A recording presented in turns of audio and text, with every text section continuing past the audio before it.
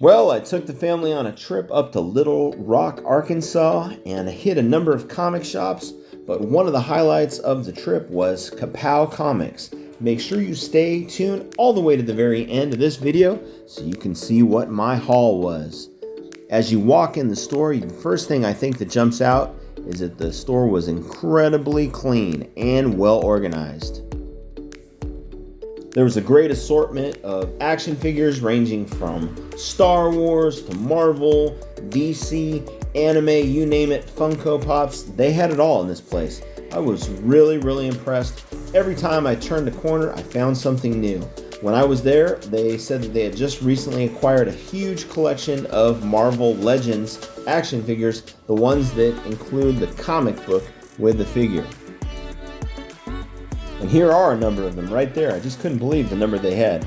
They had some vintage figures and figurines in the glass cases, and there were tons and tons of back issues. Here are the wall books. They're really nicely displayed. I think if you get a chance to roll into Little Rock, Arkansas, make sure you add Kapow Comics to one of your stops. Take a look at these wall books.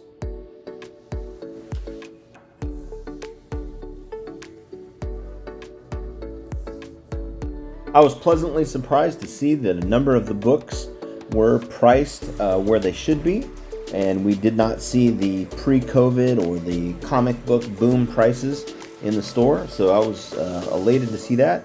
As you first walk in the store, you can see that they have the books, the keys are lined across the side of the store, and you could just, they just seem to go on for ages. And what I liked about them was that they were in close enough vantage point where you could really inspect them well and get a good gauge on whether or not the book was one that you wanted to pick up. Additionally, all the books were priced. I can't tell you how many times I go into stores and I see books that are not priced and you've got to ask, and it does become a bit of a pain, I'm sure, on the store owner and for the buyer. I just would like to know the price and the condition of the book. The store looked like a great LCS. There were tons of new books, and they were really nicely displayed. Didn't see a lot of traffic going in and out of the store, but I thought the selection was very good, and I would definitely recommend this location to a up-and-coming collector or somebody that was looking to try to find a key that they're looking for. Well, I wound up visiting two other stores in the Little Rock, Arkansas area as well. One was located in an antique mall, picked up two books there, and another one was about 16 miles to the northeast of Little Rock, and I met the store owner there and had a good time discussing comics with him as well. So here's the last bit of books on the key list, and let's go to the books that I picked up. So I started off my trip and I stopped at Flames of the Phoenix. It's a little comic shop, kind of a do-it-yourself comic shop inside of an antique mall. And I picked up this cover right here. This is Avengers 64. It's kind of a throwback to that, I think, Avengers number 4, the first appearance of Captain America cover.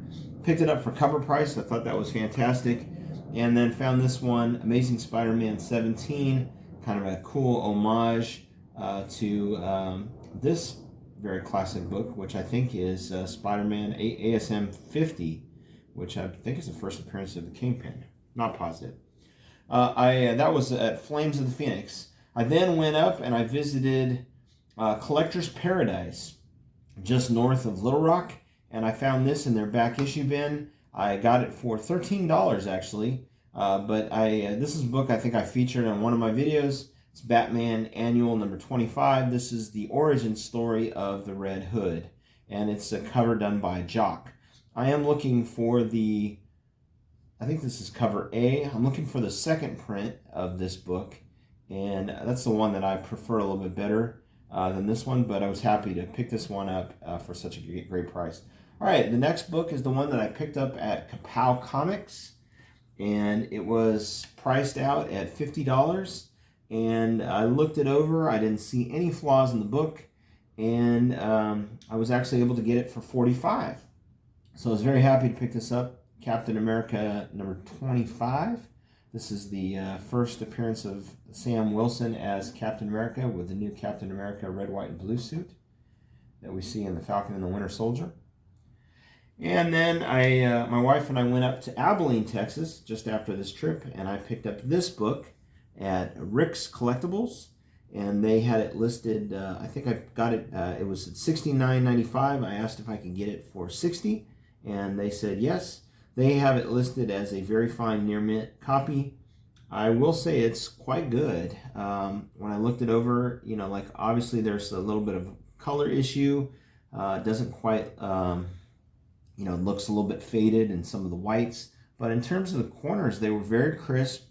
Staples looked great, edges looked great, and so this is one I'm excited to maybe pop open. I do have some other issues. I have a number of issues I picked up when I was a kid of Tales of Suspense, but this is Tales of Suspense 74. So, hey, thanks for watching this video. Please give this video a like, hit that like button, and please subscribe. And I just want to thank you for being here and thanking you for being part of this channel. Hey, thanks for checking out this video. Take a look at some of these exciting links and check out some of my other videos that I've got as well. I think you'll like what's in store for you. Hey, and as always, happy hunting.